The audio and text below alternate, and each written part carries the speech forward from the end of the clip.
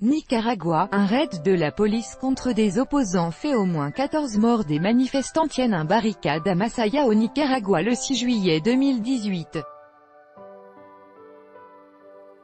Image d'illustration Reuters. Osvaldo Rivas ce dimanche 8 juillet, et une attaque de la police et de milices paramilitaires pro-gouvernementales s'est soldée par la mort de 14 personnes dans 2 villes situées au sud-ouest du pays.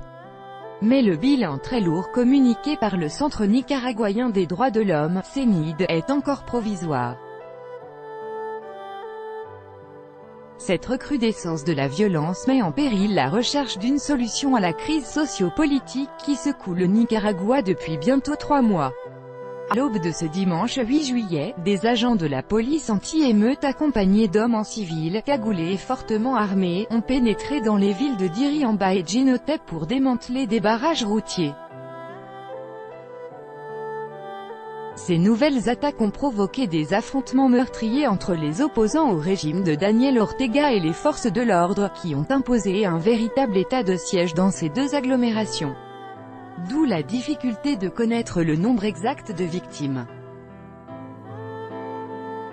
Ce regain de violence est intervenu un jour après le refus du président Ortega d'organiser des élections anticipées en mars prochain, comme l'avaient proposé les évêques et les opposants qu'il a qualifiés de putschistes et de subversifs.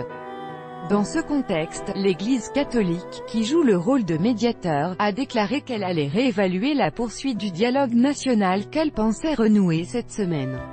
Ce qui fait craindre que les négociations entre le gouvernement et l'opposition s'interrompent définitivement, mettant fin à la recherche d'une solution pacifique à cette crise qui a fait déjà plus de 250 morts.